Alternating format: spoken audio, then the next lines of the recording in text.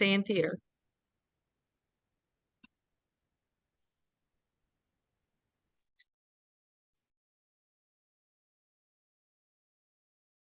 Aloha, everyone. Welcome to Go Big or Go Steady, presented by the ARIA A-List. We have some fabulous folks here today. Thank you so much for joining us. And I would like to first give an update for our A-List. We have the publication will be finalized this coming week, so look for that. We had the tentative list go out. We made sure the ranking was spot on, and you'll be seeing the finalists very soon. So that's very exciting. We had a record year this year for A-List applicants. So all you new A-listers out there, please participate in your chapter and help support your chapters. Mahalo. I'm Gina Duncan. I'm your A-List chair this year. First off, today we'd like to welcome 2016 ARIA, past chairwoman, still the queen of ARIA, Vicki Silvano. She's going to give us an update on our national convention coming in October. Take it away, Vicki. Thank you, Gina. Mahalo. As you can see, Gina is with our Aloha chapter. That's why she keeps saying mahalo. And you know, she's our chair this time. And I wanted to really take this opportunity to invite all of you A-listers to our national convention, because few things, right? You guys will have an exclusive luncheon, whether you're a real estate agent or a mortgage professional. We will have that exclusive luncheon for you guys. And again, this is our 20th anniversary. Very impactful convention that we're putting together. And our theme is changing lives. As you can see, changing lives through real estate. And changing lives, for me specifically, it has changed my life like 360 degrees 2 times, right? It has opened doors of opportunities for leadership for me. I'm part of the leadership team of the Chicago Association of Realtors, where I'm at. I'm part of the NAR leadership team as the global ambassador to the Philippines, Malaysia, and Singapore. So just that alone gives you that edge with ARIA, being with ARIA. It has opened doors for changing lives with the people that we serve, the communities that we serve. So very, very impactful convention. And this is one convention you don't really want to miss. And you guys, I feel like I'm in the company of legends here. All of you have done very well in real estate, and I'm sure with all the monies that you make, it has changed your lives altogether. This is something. Real estate is really a real great pathway to wealth creation. And even if you're not an A-lister, I'm sure you were not an A-lister in the past, right? But now you're A-listers, and you've gone through all that that pathway to wealth creation. And this is where the impact is coming from. We'd like to have everybody come to Chicago, my hometown, to celebrate our 20th anniversary. And I know Tim has a challenge for everyone, but I don't need to challenge you guys here. You guys are all A-listers, right? You can pay the $499 registration easily. So, and we have great keynote speakers. Tia Carrere from Hawaii is our keynote luncheon speaker. BD Wong from Law and Order will be there as well in one of our general sessions. So great information, great celebration. We'll also celebrate a lot of the chapters having their awards. And of course, you guys, you A-listers, you are the cream of the cream of the cream of the crop. So thank you again, Gina. I hope that registration list is going to go higher, and the numbers are going to be higher with all of you, and spread the word to all your colleagues. Thank you again for the opportunity, Gina. Mahalo. Mahalo, Vicki. Thank you so much. Everyone, let's get our tickets to Chicago today. make that your goal. October 12th through the 14th at the Swiss Hotel, Lake on the Lake. Doesn't get better. We're going to have architectural tours. We're going to have luxury amenity tours. It's going to be fabulous. So I hope to see you all there. So today, I wanted to talk just briefly before we get started with these fabulous panelists we have. I'm so appreciative of their time, their talent. They're just an amazing group that we've assembled for you today. We wanted to organize a webinar that was a little bit different. You know, as we know, everyone has their own style in real estate. That's what makes it such a great profession. There's no right way or wrong way to be a realtor. You can fly solo, you can have a team, you can have a partner, you can have a mega team. It's all what feels good for you in the service to your clients. So that's why we put together Go Big, Go Steady. It's your choice. And I'd like to start off, and I'm going to go in screen order, so no particular order, but I want each of our panelists to just give a brief outline, give a little bio of themselves, let us know what company you're with, what area you service, tell us how long you've been in real estate, and I didn't prep you for this, but tell us what drew you to ARIA. I'm going to start with Melissa Sophia. Thank you, Melissa. Hi there, I'm Melissa Sophia. I'm in San Diego, and I've been in the business for just about 23 years. Gosh, what drew me to ARIA was attending my first event and just feeling the community and the collaborative nature. I'd never been in an agent-to-agent networking place that was so willing to share and just willing to pour into each other.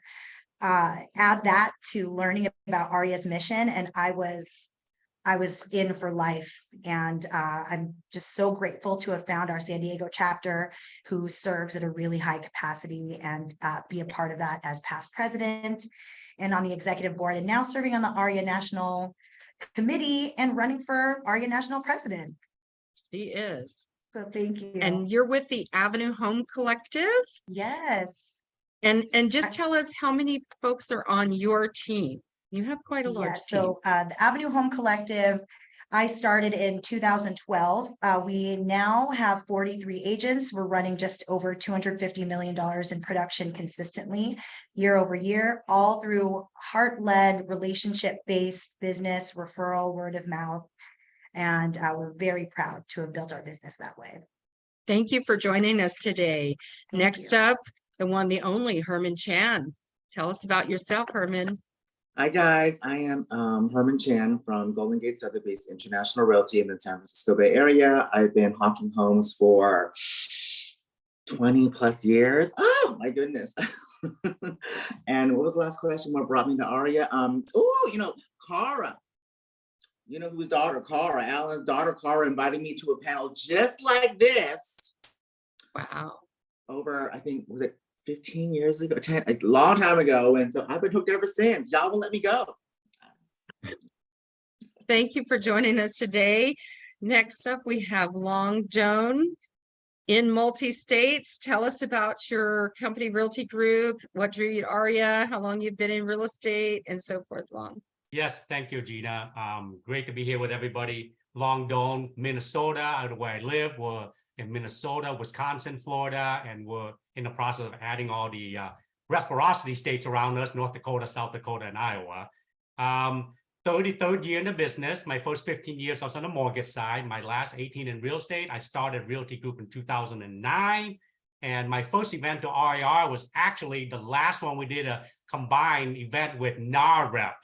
So that's how far back I was when I did. And a couple of those events I attended, I was wooed and pressured into starting a chapter in Minnesota. So we ended up starting a chapter in Minnesota. Now it's like just crazy, doing really well.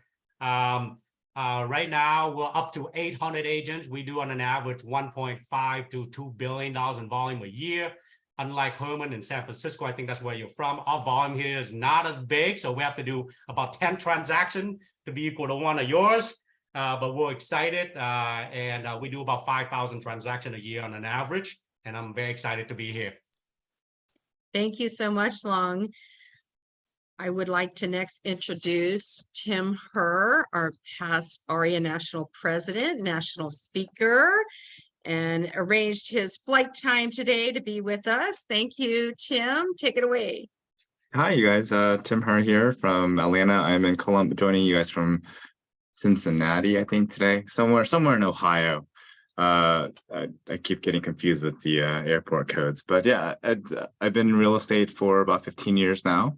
I'm based in Atlanta, and we have a boutique firm called Point Honors and Associates Realtors. There's about 18 of us in the firm, smaller team, and we'll go into kind of how we structure our team structure. But glad to be here, you guys. Thank you, Tim. And last but certainly not least, Lisa Nguyen of the International Group at RE/MAX Professionals. Please tell us a little bit about yourself. Hello, everybody. I'm Lisa Nguyen. I'm the team leader of the International Group at RE/MAX Professionals. We're based out of the greater Denver market here in Denver, Colorado. I have a team of 14 people, and what got me into ARIA was 7 years ago when Dylan started the chapter over here. Dylan Nguyen, as you guys all know, he's like the brother that I never wanted. I think I always say that about him. But he started the chapter here, and we, coming from a state with only 3.5% AA and HPI community, it was very, very important to find a family. And I didn't realize how big it was until, we started the chapter here and got to know everybody in all the different states. So I'm very grateful for the opportunity to work alongside everybody here in Colorado, and then have gotten to know everybody else in ARIA as well. And I think today's going to be a lot of fun. So really excited to share all the insight and be on this panel. Thank you. Thank you very much, Lisa. And before I get started, one last thing, I would like to thank my whole task force team. They were amazing. It's been a wonderful year of service to all of you. We couldn't have done it without the membership, of course. So thank you to my team. I'm going to start off with Lisa. Lisa, you're in the hot seat. What makes your model unique? So my team, I started this model actually to help the underserved. And so my whole mission of myself, as well as the whole entire team, was to work with communities that didn't have proper representation in real estate. And so we do residential, commercial, and business brokering. And the reason why that's significant is because as I started to go into the real estate space, I realized how much of the community was buying businesses, how much of them needed to get commercial space. And as you start to get into certain parts of real estate, you realize that there was a gap in language access. And in, not just language access, but LGBTQ plus IA community, it doesn't just have to deal with the language or a specific group of people. It just, anybody who's underserved is the whole entire model of my team. But since we started it, it was about 3 years ago. It's been well received in the community, and we've started to work with nonprofit organizations looking for commercial space. And it's just morphed into a whole entire team of working with the underserved in all the different areas of real estate, kind of spanning across the board. So I think that that's a bit of a unique model. I don't think everybody does commercial and business brokering as well, but when you start working with a family, you find out they have like a nail shop, liquor store, and then they need to lease something, and then the family needs to buy a duplex or a commercial building. And so that's how I organically morphed into that space. So that's a little bit of why I think our team model is a little different. I know some teams focus specifically on homes, some focus on commercial, but with the representation that we have specifically here in Colorado, we don't have, as many Asians as if you went to California. And so we are working with a specific market and clientele. And the model's a little different, and it's actually been helpful to other agents too, because they've began to reach out to us when they have questions on anything as it pertains to like languages and trying to work with international clientele. Very good. Thank you, Lisa. Tim Herr, tell us about your model. How does that work for you? Sure. So we have a loose team structure, right? Because, being an independent and having, newer agents that want to come on board or experienced agents that want to come on board, as the broker of record, and the qualifying broker, it's a little, it's a little tough. So most of the time if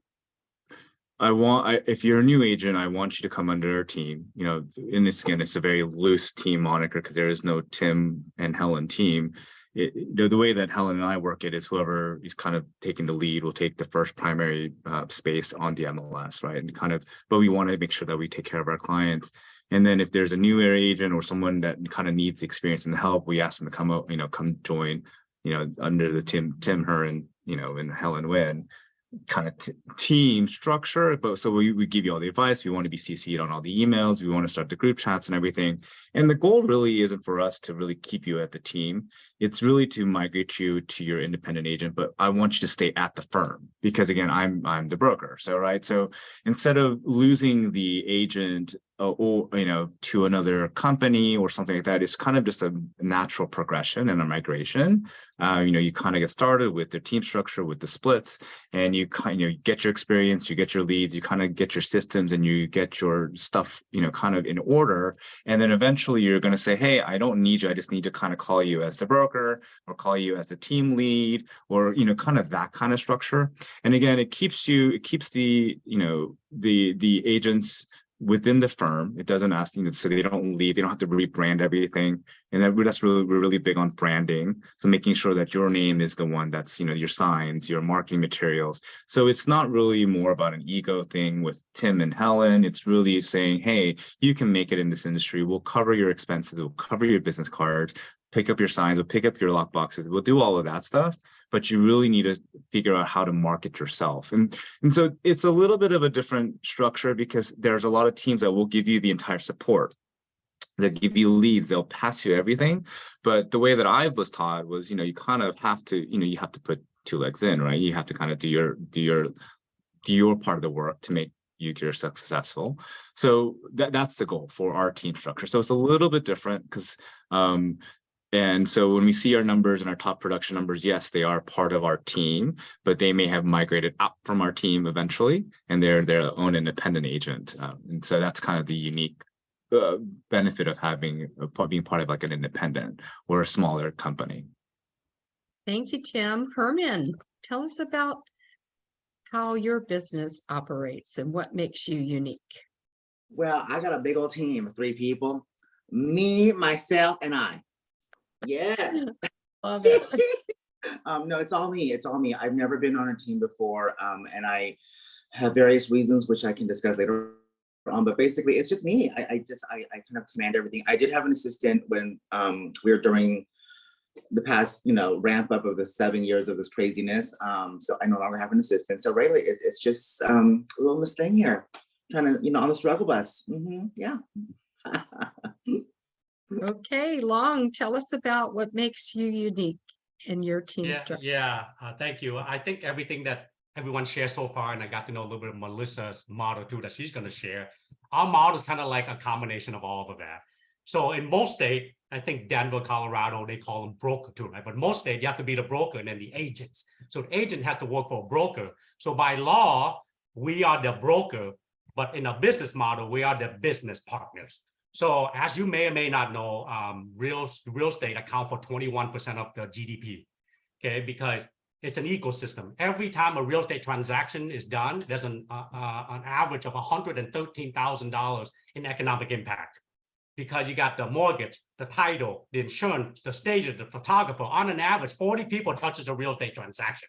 So the way our model is set up is this ecosystem for everyone to come in and run the business here. You can be a solo agent like Herman, 3 of you, me, myself, and Herman, right? Or you can have a team like Tim or Lisa that can do a lot of different things, commercial, a lead provided. So the way our model is set up is we treat every agent as a CEO of their own business. And we have this plug and play partnership model. When they bring the business here, we have a team as large as 30 agents that will do 500 transactions a year to an individual solo agent that will do 300 transactions a year. We have the #1 Latino agent in the country. Her name is Artemisa Boston. She does 300 transactions a year with us, right? So our model is unique is that We don't believe in a one size fits all. We said that here already many times. All of you guys have different model. Come here, and our job is to help you grow your business the way that you want to grow. And we're here to help you with the massive toolbox support training. And we also believe the traditional real estate model, the value proposition, just not current or relevant anymore. And that is where independent, there's 130,000 real estate brokerages in America, and 90% of them are independently owned. The problem with independently owned is there's not enough resources or leadership or or support to attract teams and good agents. Our model allows us to do that in this ecosystem. So that's where I think we are unique. We have 800 agents here, but about 20% of them are on teams, and then many of them are solo. Many of them will start a team with us. It's a people business, and that's what we do. We provide a structure for them to run a business, and we're here. The biggest training we do most of the time is about the people besides the business itself, because that's what we do, right? We're in a people business. So Long, did I hear you correctly? You said 20% of your total agent are on a team. So that means Yep. 80% are flying solo That's with correct. your because- model. Yeah, so like Hey! Kerwin said, and like Tim said, right? Here's the thing. When they're solo agent, they might want to join a team, but when they want to leave a team, we don't want to lose them either. So we want to create the structure for them. They can be on a team, off a team, join a team, leave a team, but no matter where they go, they're in Realty Group. Smart. I love it. Melissa.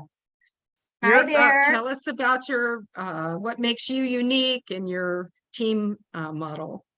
Absolutely. So, what really makes us unique is just creating a structure where we can let everyone build the business that they want. I love that so many of these other team leaders have recognized the need for agents to have flexibility within a brokerage model, because there's been so many years, being here for 23 years, there's so many models that don't serve the agent fully.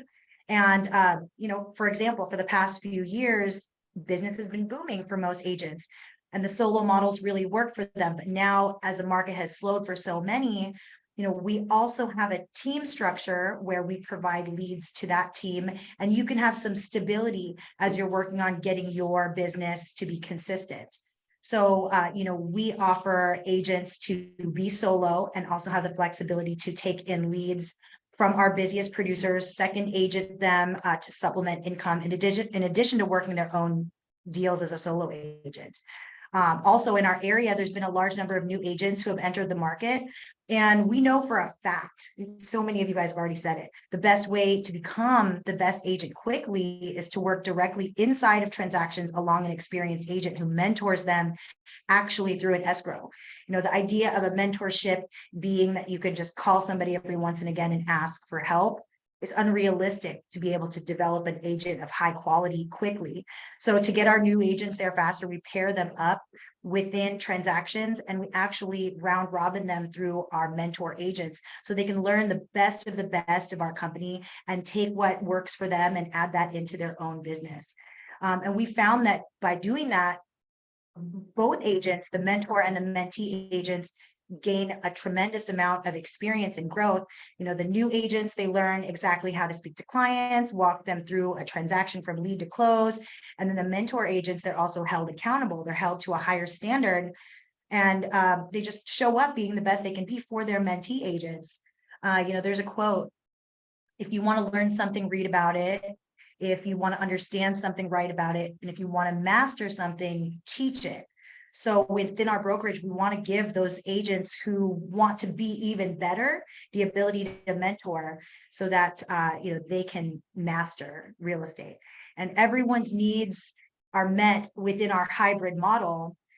You can be a new agent, you can be a solo agent, you can be an agent that's trying to test the waters of being a team lead without the pressure of having to provide leads to them or necessarily take the brunt of all of the training. And, I love Amanda Lee popping in here. She is definitely the product of our mentorship here. She was able to execute so many transactions her first year. I can't even keep up with her. I think she's done 31 this year so far. And I'm so proud to have seen her growth. But literally every new agent who started at the Avenue within the last 3 years has actually done a minimum of 15 transactions to 30 transactions their very first year of real estate. And, you know, that same model and that same respect helps take mid-level agents and increase them to top producers at a much quicker program. So we run a hybrid model. You can be a solo agent. You can also participate in our mentorship program, which we call the Heart program, because working in the escrows is truly the heart of learning how to do real estate very well. And we also have an ability for you to start your own brand within the company. And also, if you want to be standalone, you know, we can help you with that as well. So it's just kind of wherever you may be in your career, we have a home for you at the Avenue. Thank you, Melissa. So following up to that, Melissa brought up a good point about mentoring and achieving a certain level and how many transactions. Lisa, in your team structure, do you have metrics that you set goals for your team, and what happens if they don't live up to that goal or exceed that goal?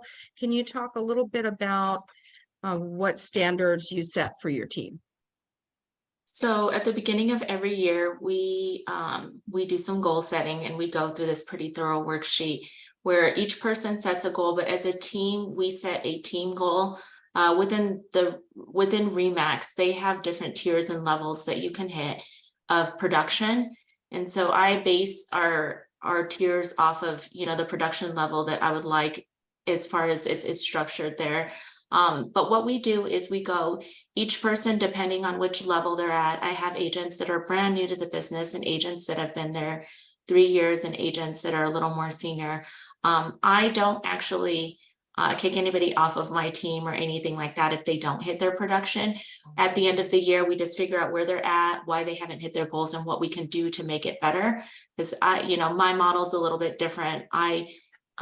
Because I do work with the underserved, I also take on a lot of agents who I know would never make it otherwise unless if I had given them that opportunity to work within the brokerage. I personally feel that everybody has to start from somewhere. Not everybody loves working with new agents, but the way our model's built, as long as they have the work ethic, they are aligned with our core values of our team, and they're willing to put in the work and listen, we can get them there. Sometimes it just takes a little bit of time. Some people get it right away, but depending on the area of what they're trying to learn, things could vary. If there's an agent that's working on commercial, obviously the time to be a really great successful commercial agent is going to take longer than it would be in the residential space. And business brokering, it looks a little bit different. So we do set our goals at the beginning of every year. I also have my team do vision boards. So we're very big into manifestation. I have this wiggle dance that everybody kind of laughs about when they need a deal to go through or they submit an offer. I'll do that dance for the team, and it seems to work well, but I've gotten my team into a state of manifesting good energy, positive energy, always thinking the best. And we put that on our boards, and it's great at the end of the year just to see people say, hey, this has come to fruition, or I didn't even know this was on my board. And so that's how we start off our year. That's how we goal set. And then at the end of the year, we take another leap and then see what we need to do to set again for next year. So planning for next year is actually starting at the end of this quarter right now. Thank you so much, Lisa. I love the vision board as part of a goal setting. I think that's a really great idea. Herman, how do you hold yourself accountable? How do you set your goals? Well, I'm a product of a tiger mom, so you don't have to worry about that, girl. Okay, I'm always accountable. No, it's the thing about being a solo agent is that being in the business in real estate is very much about being self-directed. And that's especially more true if you're solo. It's just so easy to kind of just talk into your own thing. And I think that's why there's a really high attrition rate in real estate, because of this factor. You're literally your own little mini business. And if no one's like kind of like cracking the whip at you, whether it's a team or brokerage, you can get lost. Me, how do I keep myself accountable? I don't want to disappoint. I'm a people pleaser. I want to make sure I do the best for my clients. And the thing about being on a team, frankly, is that yes, you can maybe scale and you can like leverage and do all those like fancy schmancy guru words, but ultimately, like I feel like that number one disperses my income, if I have a team of 5 people, I split that check 5 ways. No, thank you. And I just think also the division of labor is different too, because like if something goes wrong, like you can pass the buck many different ways, and versus like if it's under one vertical, under me, like I control everything. I'm responsible for the successes and the downfalls. And that's where I'm like happiest in my space. And that's how I keep myself accountable, because I don't want to outsource anything too much. Because really that's what teamwork often is. You're outsourcing within a certain like umbrella of people. And I'm just maybe too much of a control freak, or maybe I care too much. I care too much. Are you little D on the disc there, Herman? Thank you so much. Melissa, back to you. How do you set your goals and standards for your team? So, I really like to lead from the front, and I really like to create a place where people are just empowered and inspired by each other. I think us having a very collaborative nature in our office, we are not so much competitive, but just encouraging and empowering, always sharing the amount of knowledge. Of course, we have a leaderboard. Of course, we highlight our top producers. But I'll say like 13 of our agents were within the circle of excellence within our city this year. That's the top, I believe is top 2% in all of San Diego real estate. So I think it's just maintaining a high level of standard within our office and encouraging, empowering, and sharing the knowledge of how we all got there with every agent so that they can get there as well. Every single year I do the same thing. I do a business planning session with my agents to help them set their goals. Our goals are a little bit different. I like to dig into, what do you want for your life? Like, what would bring you happiness? Sure, they can put in there a metric that is a number of transactions or an amount of money they want to make. But if their goal is also, hey, I really want to stop being afraid of posting on social media, help me stay accountable to doing 2 videos a week. Great, let that be their goal. I believe in just really helping my agents grow as whole humans and whole agents, and helping them accomplish, whatever they want. When I bring somebody on a team, I'm not as focused on their immediate production. As long as they have an internal drive to succeed, as long as they are, have integrity and a growth mindset, we can teach real estate. We can teach skills all day long. So that's what we like to focus on. And we do that at the beginning of the year, and then check again midway through the year how people are developing. And I stay in very close contact with my agents to make sure that they feel comfortable with their goals and are reaching them all through. I think hitting that midway year is super important, and Yes. checking in to see, okay, you can have a plan at the beginning of the year, and as we all know, life changes like that, circumstances change. So Tim, on your team, what are the structures that you use for goals and metrics? Sure. So, we preach metrics and we preach all these things, but at the end of the day, we can provide all this stuff to everyone, but it's up to the agents to take advantage of that at the end of the day. Helen and I, we can scream that you need to have more calls, you need to be more on social, and we can give all the advice. We can't force anybody to do it. I think that's one of the struggles as a team. In the past couple of years, I think we saw the real estate industry. There was a lot of ET transactions, right? And I think the agents that are struggling more so than not are the ones who joined during COVID.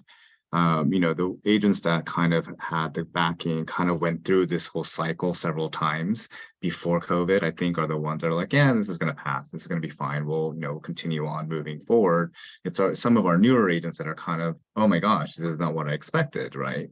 And I think that's kind of the struggle that we have.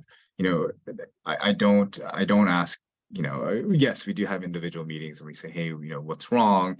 But, by that point, it's usually, something's already kind of festering and, festering within them. And, and so we have an honest talk, like what's really going on? Do you want to do more open houses? You said you didn't want to do open houses. You said you didn't want any more leads. Like, you weren't taking care of these leads in the beginning, so you didn't want to do it. So I had to take you out of the program. You don't want to be showing houses, and now you do. Like, so what do you really want, right? Is it so, and so that's why it's really difficult sometimes as a team leader or a broker to really help some of these agents grow, because everyone is truly different. And, like Herman said, and that's why we kind of have this like hybrid, you're kind of your own agent, we'll give you all the support and the financial backing and stuff like that, but you're kind of on your own. And, and so we're not the perfect fit for a lot of agents because of that, because we give you so much autonomy.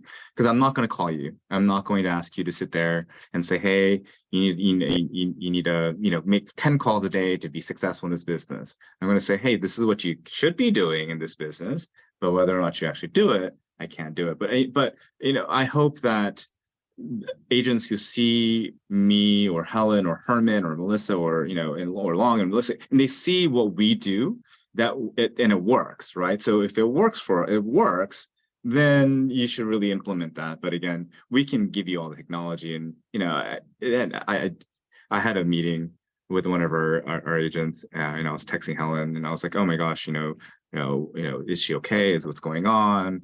And we gave kind of the advice and everything, and then Helen texts me and she's like, hey, you're kind of scary.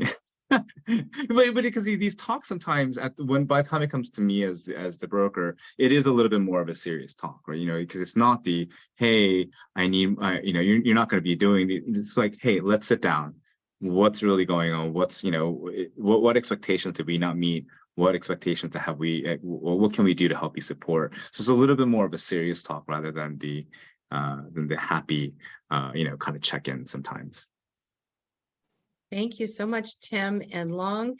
How do you set goals for over 800 agents? That seems like a very tall order. How do you track their success? And if they're not meeting their metrics, what do you do for all of those folks in 3 states right now? Well, in format like this, usually by the time I get to go, Lisa go after me. So I don't know what else she's going to say, but usually people already said a lot of the great things, right? So I agree with everything everyone has said so far. I would like to add a couple of things, because we are in the people business. And nowadays, there's never been any shortage of information. They can learn how to do anything anywhere. They can go on the internet and Google how to present a sale, a presentation, how to do marketing, like Tim said, and Herman and Melissa already said. So for us, we remind them that as their business partner, one thing we do unique is we offer one-on-one consultation. We don't call it coaching, but they can sit down with us, right? We can talk like Tim had that conversation.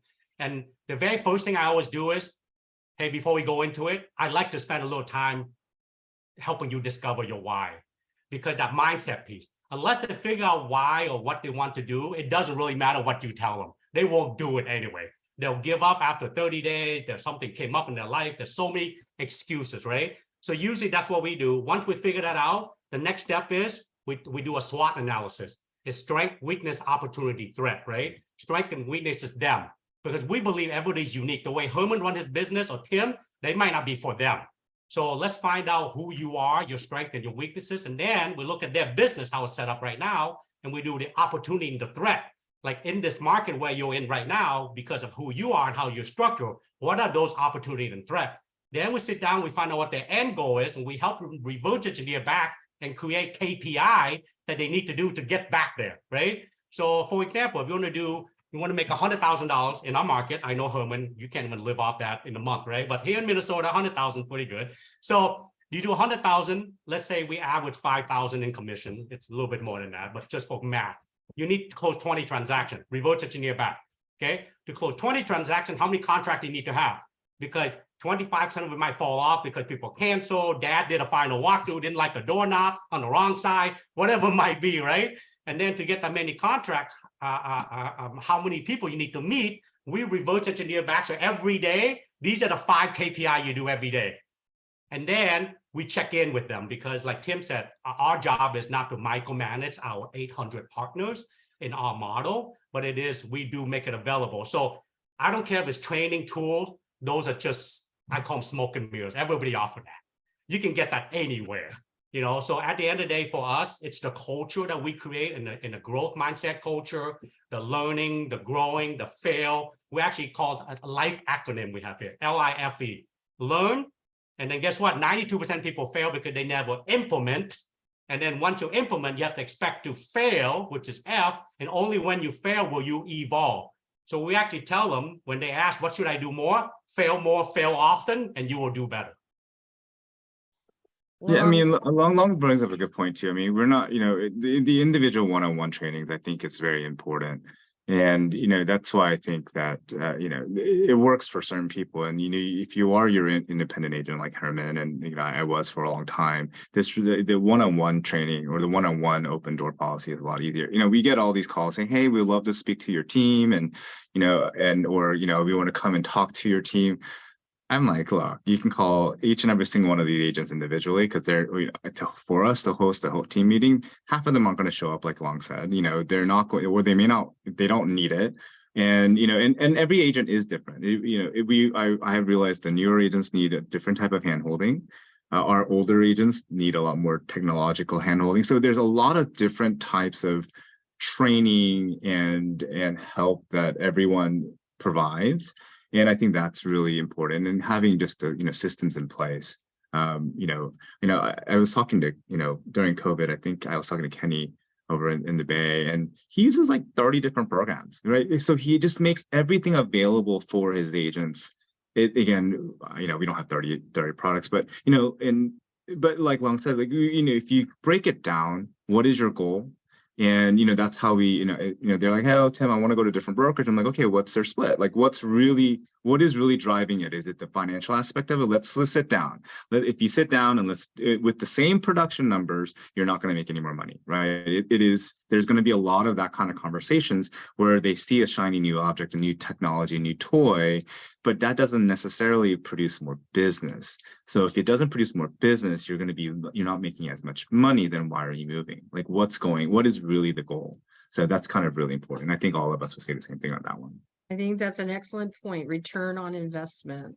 You have to look at that. And so many people in Hawaii, we call that chasing the little yellow fish. Oh, there's one.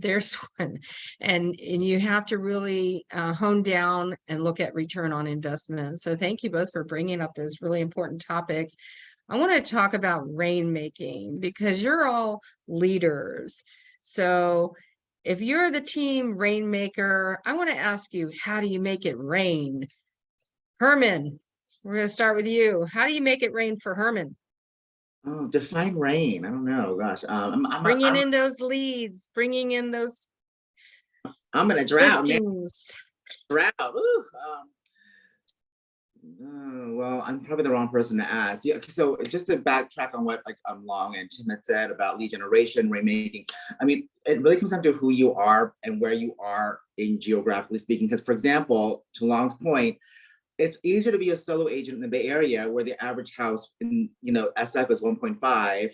Used to be 1.6 because we're going through a little mess right now. But I mean, that commission check will carry you on for a couple of months versus like, I don't know how people do it elsewhere because it's just a different mentality where you have to either join a team or you have to work on volume because there's just no way. So there's geographical assertions you have to consider. And then secondly, if you're new or you're older agent, like teams are an attractive thing if you're a new agent because you can touch so many different things and be exposed to different things versus if you're a solo agent, you're kind of just like flailing on your own, maybe one transaction your first year and but then if you're like a long-term older agent, oftentimes they ask, I mean, I really wish someone was on this panel who was like, maybe not the rainmaker lead people, like maybe like a long-term team member who has decided to have been in the business for a long time and they're still under a team. Hey, we're going to have a second webinar with that, Herman. That's a great idea. Yeah, like what are you getting out of that? I mean, I just talked to someone else, someone called me and said, oh, should I join a team, another one, or should I go? So I've been in the business for 5 years. You're doing a good business, but you're not getting any of the credit that is being put in the MLS. Plus you have all these like team fees and stuff like that. What do you do? He told me, I'm a people person. I do not do well. I have to have repartee. And if it means being like splitting something with someone and not getting the credit, he's okay with that. And that's a very because basically in our business, it's very ego driven. We like the credit, especially if you're a person who doesn't need that glory, that's like a great space for you to be in, is to be part of a team. But I mean, there's something for everybody, so you need to do what's right for you. I didn't answer your question. Rainmaking, my 99% of my business is referrals. So I mean, it's there's no rainmaking. I just post myself on So social. would you say past clientele? Would you say referrals from family, friends? What is driving that referral base for you? All the above. Again, I'm spoiled because I was born and raised here. So just my Okay, natural, there you go. my natural diaspora friends and family are here. If you told me move to Minnesota and start a real estate business there, I would probably fail. I don't know how to door knock. I don't know how to cold call, So again, if you are in a certain area that you were born and raised in or something, you already have a leg up. And I have to say, Herman, Yeah. I don't believe that for a second. I know if we put you anywhere, you would be successful. And one thing that I learned about my business that I thought was really, I was you, Herman. I literally was like, I can't teach people how to do my business because people just call me and give me referrals. How could I possibly teach that? And it was actually a coach that opened my mind up to that you actually are running a system. You've just been doing it so long, you fail to recognize it as a system. I guarantee you, if you dug into exactly what you do every day, you systematically touch, serve your community, and they just give you referrals because you're educating them, you're staying top of mind in some way, shape, or form. I mean, I watch you all the time. So thank you. Melissa, what do you do to make it rain for your team? So, I mean, I do consider myself a rainmaker, but not in the way that other people would define. I don't like go out and buy a bunch of leads and hand them to my agents. I foster relationships within the community. I create opportunities to host events. I recognize, ways that we can serve within like micro niche groups and neighborhoods. And I encourage my agents and I team up with them to go out and enter those communities and meet people and show up at events, door knocking, like whatever it is that they defined in their business planning meeting as the way that they want to show up for themselves in real estate. Like I help them create that. So my goal is to teach all of my agents to build a market-proof, consistent business by being highly skilled, by being niche down, knowing exactly who their clientele is, who their avatar is, and then just creating micro communities and then educating those people and staying top of mind within those communities. I want to help them build like long-standing relationships so that no matter what's going on the market, buyer's market, seller's market, high rates, whatever, that they have consistent business coming in. Awesome. I'm going to switch up long. How do you limit liability? When you have a team, that can lead to some interesting situations because you are not hands-on control with every single one. How do you limit liability with your team? Yeah, really good question. As Herman already alluded to, right? Like everything is just him. So it's better to control when those are one person. We all know we're in the people business. And so the business part of it is system run business, people run system. So when you have system process in place, the people will run the system. In Herman's scenario, he's the people for all of those system part, right? Where Tim and Melissa and Lisa have other people do certain part. So like for me, that's my role as the rainmaker. But when it comes to limiting liability, every business, actually life in itself is a risk, right? You can walk outside tomorrow and get hit by a car. So anything can happen to you. What can you do to minimize that? For us, we don't say yes to everybody. We're very selective who we bring on as agent. We actually average about 15 years of experience here. So we want agents who know what they're doing. They know they're running a business. They just want a better place to do it.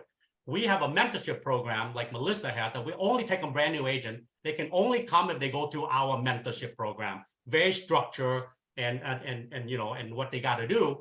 So what we do then is we have a broker service division, we call it. We have 7 brokers to support our 800 agents. We think about every 100 agent, about 1, right? Because we're a very experienced agent. So they have less basic questions. Theirs is more like, I think I can do this. Can I do this? Or can you call the other broker for me? Or I have a legal question I think I need to deal with. So when they call that dedicated phone number and ring to all 7 brokers, and if they don't answer, someone will call them back.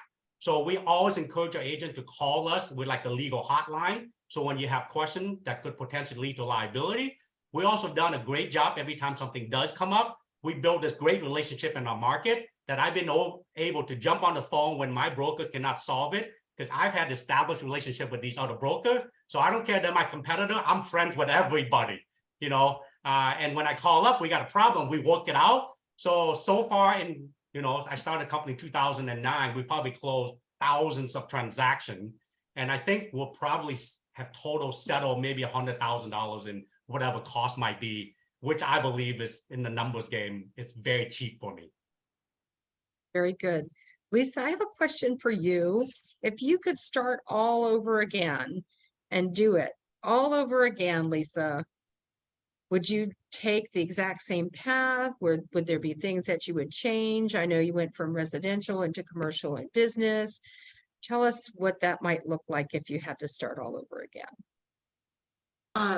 If I had to start all over again, I know in the beginning when people are building teams, and I see this happen all across the board, they literally are trying to take whatever they can get. And so I put 6 core values in my life that are like deal breakers. If the team members do not have these things, they just can't be on the team. Because I think of a team like a body, right? You have a heart, you have lungs, you have eyes, you have a brain, but if you have one bad organ, it's like cancerous to the whole body. And so I look at a team structure like that. In the beginning, when you're trying to build, you pretty much will, it's not that you'll take anything that you could get, but I think you're less selective. And over time, I've learned that you do have to be selective. I don't just hire people that are experienced. I may hire agents that I see potential in them. Maybe they were like the best car salesman. If you could sell, you could sell, right? And so they just have to align with those core values. And I wish that I had known what I know then. Now I wouldn't have invested so much time into, you know, trying to get people on the team. And I give that suggestion out to everybody, because everybody's out there trying to recruit just whomever they can get on their team. But what that ends up doing is being, you know, like it takes up your time, your resources. And then if it doesn't work out, it doesn't actually help your team. And so the last probably 5 interviews we've done, we've only hired one person. And like I said, it doesn't have to be somebody that has worked there for a long time. I've also learned too with hiring, sometimes with, you know, agents, you can't teach an old dog new tricks. So some people are very, very set in their ways. Granted, they've been in the business for a very long time. They may not be a good fit with your team, and that's okay to just turn people down. I mean, I have to give a clear example of one person I did turn down. She said, you know, she had a huge high-end listing that she was willing to bring. And she said she didn't want to sell $100,000 condos then. And I said, okay, well, you're not our people, then maybe you should go find a team that's more fit for you. Because we're on our model is, I don't care if it's 100,000 or 2 million, you treat everybody the same way. Because people remember those things. People that come out of the projects, people that come out of poverty, guess what? They become the next set of millionaires. And so if I could have done it over, I probably would have had that hiring process in place a little early on and not invested so much time in certain agents that weren't a good fit for the team. I think that's excellent advice. Tim, same question to you. If you had to do it over again, what would you do differently with your business?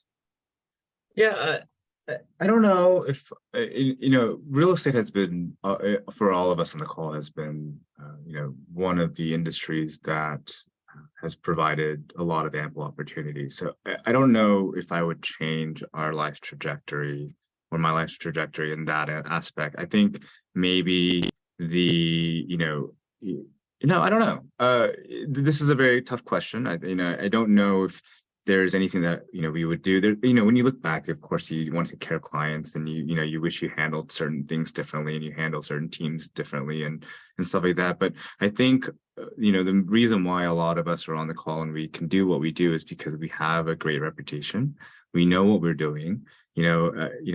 Everyone is also very concerned about the current marketplace and what's going on. But I'm okay with a little bit of a market correction right now. I'm okay with a lot of, a lot of agents that, haven't been able to kind of produce or kind of structure and haven't had the bandwidth to kind of step away, take a breather. I'm okay with that. I'm okay with the loan officers taking a breather. It was a little too easy, and I think it was a little too glorified for a long time.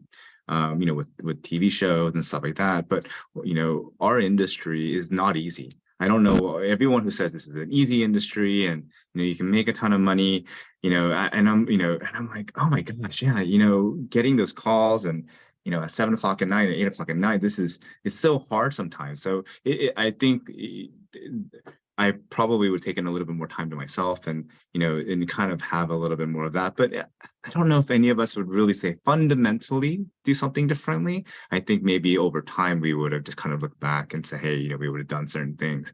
But everyone is really successful at what they do. You just have to figure it out. And I think that's the beauty of it. And I'm going to say this, like, our industry is under attack, and, there's a lot of lawsuits going on, that may fundamentally change how we do business, especially on the buyer side of the business, right? So because there's lawsuits going on and there's class action lawsuits. And so we got to really band together and making sure that our industry is protected. And I think ARIA, we do a good job of that. And, and getting all the top agents and kind of sharing their ideas and everything is so important.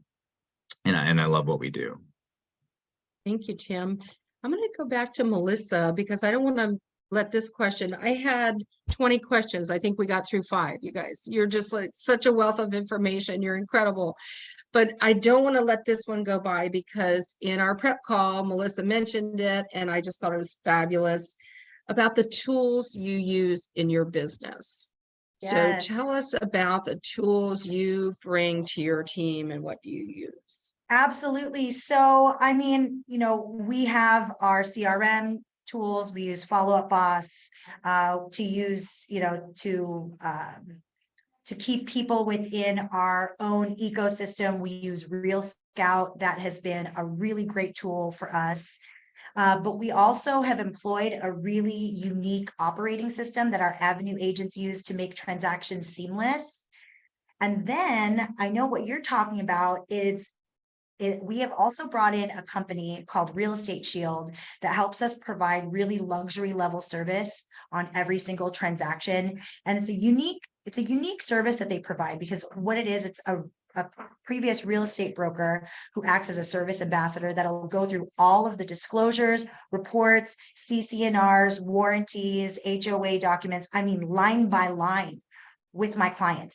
My clients will come back and tell me, hey, did you know that the tennis court lights turn on at 6 p.m. every day and you can't have anything but white soled shoes? I mean, these are the things that we should be as realtors doing with our clients, right? Spending 20 plus hours on line by line support, making sure they read and understand every single thing that they're signing. The reality of it is that most agents are not able to complete that. And sometimes there are questions left unanswered. But what this service helps us do is really wrap that up and make sure that they are completely serviced. And they also provide legal coverage during and immediately after a real estate transaction. So it's a nice little extra luxury level service that we provide. Thank you, Melissa. Herman, do you have any specific software programs you use or what? See, Instagram is your software. Well, yeah, that actually is my Rolodex. I mean, when I go to these conferences, like back, we would do cards, but no one keeps cards, and they're just ways of tree killers and all that stuff. So I feel like Instagram is just the way you just connect with people. I use it as when I need to find someone's contact info, I go to Instagram first. So, but back to your original question about tools. I think the shiny ball syndrome is kind of because I mean, there's always a new product that's rolled out every year that's going to change your life. It's like, back in the day, you remember Top Producer? There's a million things, and and it's all, and I don't begrudge vendors trying to make money, but we are the biggest sold to group of professionals because we get these fat commission checks. So all of a sudden you think you can drop a couple grand, it's gonna save your life, whether it's a guru marketing package or a DVD coaching. Yeah, DVD, I said DVDs back in the day, CD-ROMs. But I always think to myself, you know what, like with all these changes happening in technology, like I started when I barely even had an email address. I mean, so I mean, if I could still sell back in those days without technology and any tools, you can still, it's just back to basics. I mean, I don't want to be too focused on, I don't even have Netflix. I don't do that Venmo stuff. You kids scare me. Whether that Zeal or Zelle or whatever. No, I do checks only. Yeah. I'm really old school. I just, it's all in my head. I don't have a CRM either. It's terrible. Thank you, Herman. Long, what tools do you offer at Realty Group? Yep, we also use Follow Boss, as Melissa said, one of the leading CRM, but as back to Herman, what Melissa says, we're in the people business and people work with people that like and trust. Because of that, we believe visibility is credibility. That's why Herman does so well, because he's very visible. And when you're visible, people think you're credible, right? They're like, he's the person I want to work with when I get to be. The problem with most people is he's lucky enough that he only have to do 2 deals a year to make very good money in San Francisco. Some of them have to do 8 to 10 to 20 a year just to make a living. Because of that, you have to take to the next step, which is leveraging tool that Melissa had mentioned, and Lisa and Tim, we all use, is to nurture your future business. Because all the repeat and referral business, right? Because on an average, people only buy a home every 7 to 9 years. So they become the orphan client after they buy sell from us. When research, 82% of people will use the same agent, but only 12% do. Why? Because by the time they need somebody, Herman is in front of them and not Melissa in that market because she didn't nurture them, right? And Herman is visible. So with that being said, you have to have tool so that you can nurture, because it's not just them, but it's the 200 to 250 people they know. But that's on an average, they know 2 to 250 people. The coworker, the cousin who's looking to move, buy or sell. So you want to get in front of them at the right time. So I think that the point I'm trying to make, it doesn't matter what tool you use, you should use something in your business to nurture and follow up. Yes, we are at our time. Do you believe it? This has just gone by in a blink of an eye. I wanted to ask it for those of who can stay on the call, if we have any questions from our audience, we would dearly like them to put it in the chat and I can ask their questions or throw maybe 1 or 2 more at you that we didn't get through. Please, it says more tool talk from Tracy. Okay, Lisa, what tools would you use for your team? So we're just good old Excel. We have a very advanced Excel spreadsheet. And the reason why I do this, because I've been in the business since 2005 and I've seen every single thing top producer go through. But the one consistent tool I've seen is an Excel spreadsheet, which you can pour into any of these systems. And so we have this advanced Excel spreadsheet that, I mean, if anybody needs it, I'm willing to share it. It's broken up into like A, B, C leads and everything that you would use in any CRM system. But I always keep everything in that Excel. So in the case that the brokerage ends up changing to something else, I still have all of my clientele listed in that. And the reason why that's significant is as people go to retire, your whole book of business has to be somewhere. And so I've seen Excel since like 20 years ago. It's never let me down. And it's always every single new system that has been built, they use Excel to port it into that system. And so if you don't have money to spend $100 every month and you just need something good, a lot of, you use an Excel spreadsheet that has been built out for teams. Awesome. Okay, we have a question. What's your take on cold calling right now? Tim, what's your take on cold calling? It's going to be market dependent. I hate it. I hate doing cold calling. But again, it's dependent. I was in, where was I? I was in like the Carolinas one time. And, the guy was telling me he's a brand new agent and he's just door knocking. And apparently it works for him. Right. And I'm like, door knocking, I would never do door knocking. That's like, I'm going to get shot, like doing this, doing it in my market. Like it doesn't work. But he comes from such a small, smaller town where everyone kind of knows each other. So he's able to do that door knock. So you got to be able to kind of, work your market and figure out what works. And some people love cold calling. They have no problems getting that rejection call. They're like, I don't want to ever talk to you. And they're like, okay, thanks. And they just hang up. Like everyone said, I'm a people person. Someone does that to me. I'm like, oh my God, someone just hung up their phone with me. They didn't want to talk to me ever again.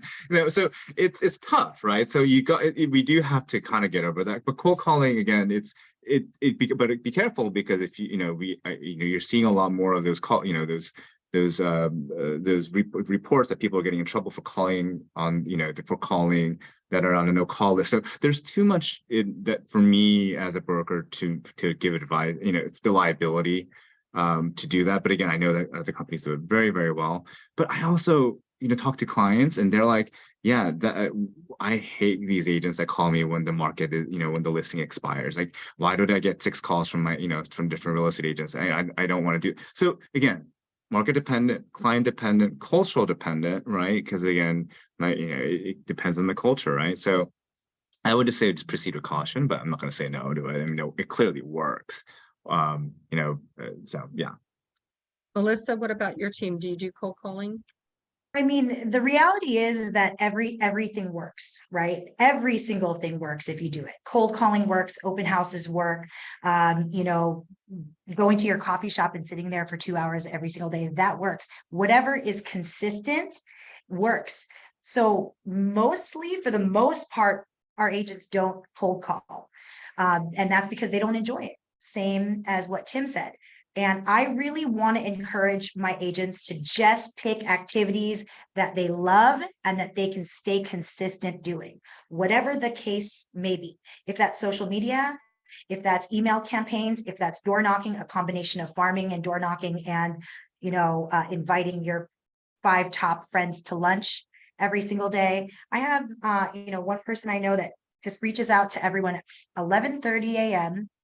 and invites 5 people to lunch every single day. Well, everybody already has lunch plans at 11:30 a.m.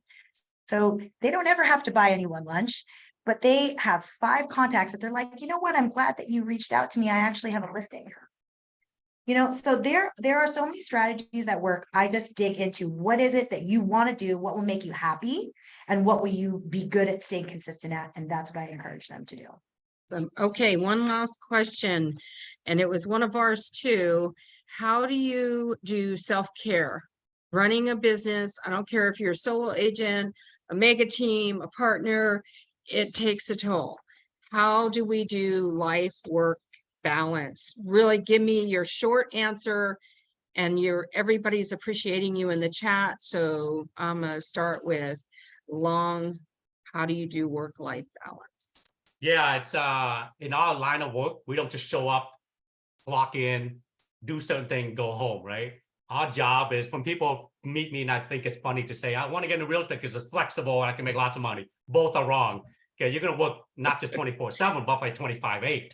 So you got to then learn how to separate and balance. So I don't think there's one answer for that. It's just whatever most comfortable to you, and then whatever you enjoy doing. My wife likes to go to gym workout. I like to go golf. For me, when I'm on the golf course, that's all I'm gonna think about, my golf shot. I don't think about what's the next deal's going on. And then I'm back, doing what I'm doing. So whatever it is, you should build it into your habit and your calendar so that you can enjoy life. Because we work so hard, what for? Might as well enjoy it a little bit. Absolutely. Herman, how do you work-life balance? No such thing. I don't know her. I don't know her. No. I play the piano, maybe. That's my outlet. And beautifully you play. Okay, Lisa, work-life balance. So coming from, a single mom of 3 perspective, I obviously have to balance a lot. I have kids in, 2-3 different places. They're in sports. I'm at every single one of their sporting events. The one thing that I tell people is that you have to put things in buckets in your brain. And so this brain right here is my kids. This brain right here is my work. This brain right here is my relationships, and you got to keep them in separate buckets. So if somebody makes you angry, you can't take that bucket home with your kids. When you're there with them, be present. So whatever it is that you're at, be present at that, because that thing will be gone. So you're at their sporting events, pay attention to your kids. As soon as you're done, I'll get on the phone and start returning my clients' messages, because like Herman said, you don't really get a day off. I don't get a day off, but I will go, I'll cook dinner, and during that time, that's my time to eat with the kids. After that's done, hey kids, mom got to get back on the computer. I got to go to work. You guys need to be efficient. And so I balance it by just paying attention and being in the moment in that exact thing that I'm at. Because if we get a call, we have to jump off that. That's just the reality of our business. If you think that you're just going to not reply back to people, that's not going to happen in this business. So I keep everything in buckets, and whatever bucket it is, I keep it in that bucket, and I make sure that those buckets stay separated. Awesome. Tim. Yeah, I'm with Herman. I mean, I have gotten better this year though. So around 8 o'clock, I if it's not an emergency, I just kind of don't respond, or I respond back the next morning. And and like Lisa and we all said too, I think if you tell your clients that you have a life outside of real estate and you want to be respectful of the time. Now, if there's a deadline and there's an offer due by 7 o'clock, we are all there. But You know, if it's not an emergency, you know, when we do a consult, me and Helen are usually pretty like, hey, if it's an emergency, you can text us, but if it's not, if you can wait for a response, email us and we'll get back to you in a timely manner. So that's kind of we you know, I think if you train and kind of explain that to your clients up front, they're going to be okay with everything that you do. I think setting expectations is key with getting that time off. Melissa, how do you balance? So there is no such thing as balance. And that is true. I think we are always pushing and pulling a little further in one direction or another. And part of the thing that stresses us out and makes us unable to be as efficient, work as efficiently is to beat ourselves up about that. That's the reality of it. It's a teeter-totter, you know, it's a seesaw. And so you have to give yourself grace, knowing that you're going to give a little more here. Today, I'm going to be a better wife. Today, I'm going to be a better boss. Today, I'm going to be a better mother. And, you know, you just have to make sure that you're making up in the other direction for the days that you aren't as present in certain areas. But I work very hard to be protective of my time. I'm very accountable to myself. So, you know, I'm not a slave to my text messages or my phone. If this is not a time that I'm not answering my messages, you will not hear from me. Now, there's always a way to get a hold of me in case of an emergency, but I'm very protective of my time. I do not allow myself to get sidetracked by an email that comes in, an emergency or a text message. So I follow my schedule. I don't even know what I'm doing tomorrow. If you were to So ask me you do right a now, I time don't know blocking, tomorrow. Melissa, is Yeah. what you're saying? Definitely do a time blocking. Absolutely. Time blocking, Yeah. but to the most specific T possible. You break everything down in micro steps and then you put all of those micro steps in your schedule. Because if it's not in your schedule, it doesn't happen. So including my social. If you watch my social media, you will see there is no shortage of family fun or relaxation in my life, and also work, volunteerism, and all the things. So you can fit it all in. And when you're doing everything that you love to do with people that you love to do, you can fit more in than you ever thought capable. Well, I want to thank you all again so much for your valuable time. We appreciate you. We look forward to seeing everyone in Chicago. Thank you to everyone who is in the audience, who participated in the chat. We love you too. We want to see you in Chicago. And with that, we are signing off our last A-List webinar for this year. As we say in Hawaii, mahalo nui loa. Thank you, thank you, thank you. Mahalo. Thank you. Bye.